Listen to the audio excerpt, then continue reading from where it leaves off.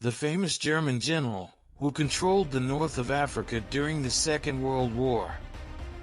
Erwin Rommel, or his nickname the Desert Fox, who tried to take the good path and eliminate Hitler, but sadly failed and faced heavy consequences. Erwin Johannes Eugen Rommel was born on November 15, 1891, in Heidenheim an der Brenz, a small town in the Kingdom of Württemberg, part of the German Empire. His family lived a modest, middle-class life, and young Erwin exhibited an early fascination with military matters. The Rommel household provided a stable and nurturing environment that would later shape his character. Growing up, Rommel's passion for the military became evident. From a young age, Rommel displayed a keen interest in military matters. He devoured books on military history and tactics, often sketching military strategies in his spare time. His father, a schoolteacher, encouraged his interests, and by the age of 14, Erwin decided to pursue a military career. He enrolled in the cadet school at the Lichterfeld Barracks in Berlin. After enrolling in the cadet school at the Lichterfeld Barracks in Berlin, young Erwin Rommel underwent rigorous military training. The school emphasized discipline, physical fitness, and leadership, instilling in him the values that would serve as the foundation for his future military career. Rommel's talent didn't go unnoticed. He quickly rose through the ranks due to his exceptional performance during his early military career. His dedication to his duties and natural leadership qualities set him apart from his peers. The First World War was a defining period for Rommel's military training. He served on various fronts, including the Western and Italian fronts, and gained invaluable experience in combat. It was during this time that he developed his tactical skills, emphasizing mobility and innovation on the battlefield. Erwin Rommel's life took a significant turn with the outbreak of the First World War in 1914. He was commissioned as an officer in the German army and served on various fronts.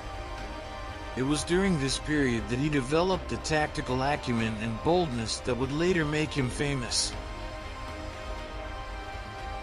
In February 1941, Rommel was assigned the command of the German Afrika Corps, and it marked a turning point in his military career. His innovative and daring tactics quickly earned him a reputation for being a brilliant military strategist. His charismatic leadership style resonated with his troops, and they referred to him as the Desert Fox.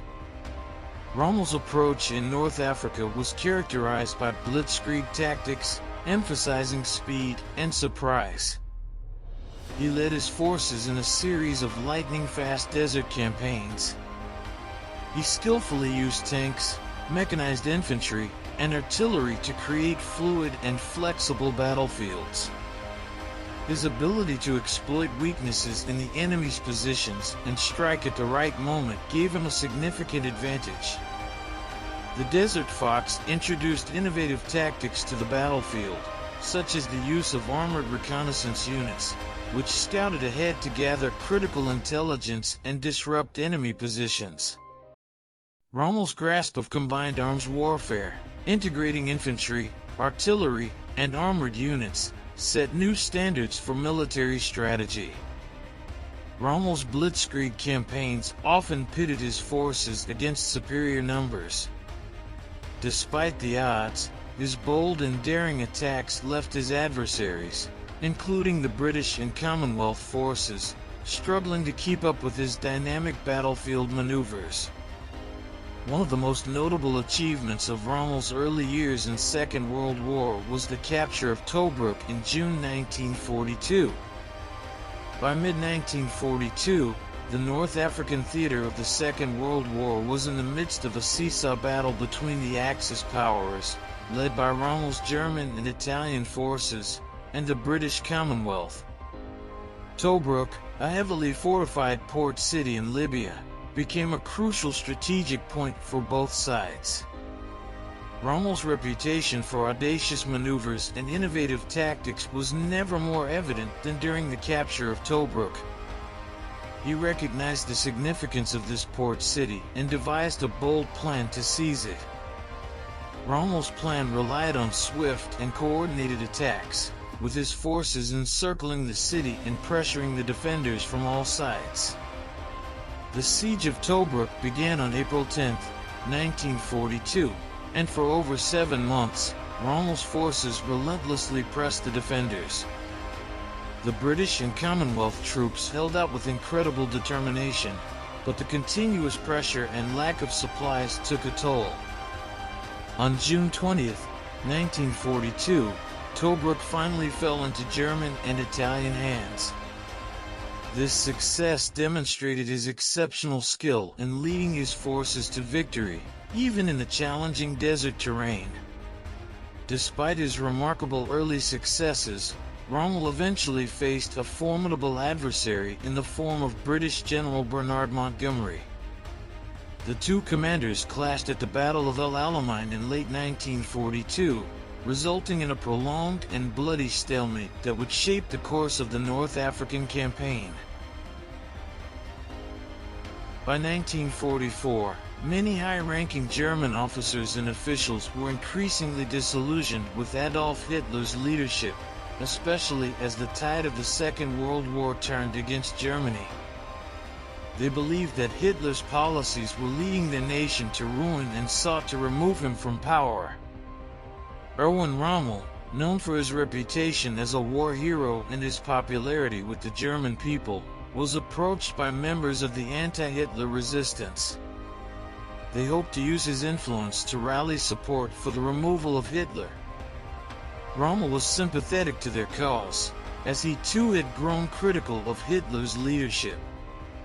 Rommel did not actively participate in the planning of the assassination attempt, but he was aware of the plot and offered his support. He and others considered the possibility of a regime change once Hitler was removed, with Rommel potentially playing a leading role in the new government. On July 20, 1944, a group of German officers and high-ranking officials, led by Colonel Claus von Stauffenberg, attempted to assassinate Hitler in what is now known as the July 20th plot. Their goal was to eliminate Hitler and initiate a coup to end the war and negotiate with the Allies.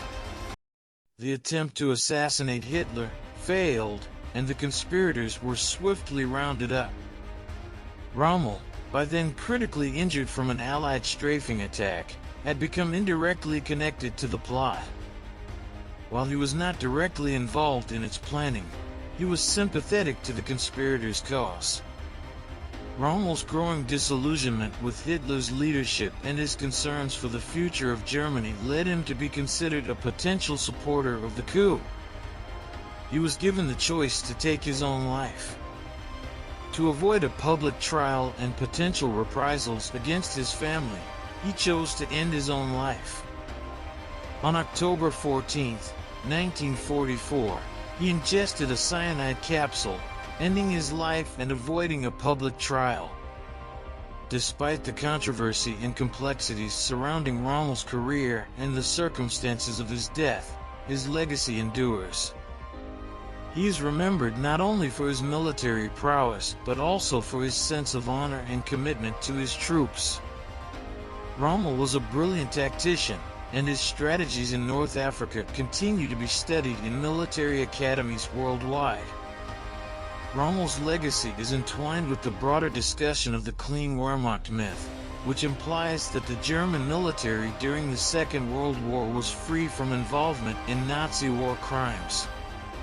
The truth is more complicated, as many high-ranking officers, including Rommel, served under the Nazi regime. The controversies surrounding Rommel's wartime decisions, association with the Nazi regime, and his role in the assassination plot against Hitler remains a subject of historical debate. While some view him as a hero who tried to do the right thing, others criticize his actions and argue that he should have taken a more explicit stance against the Nazi regime. Hope you enjoyed this video.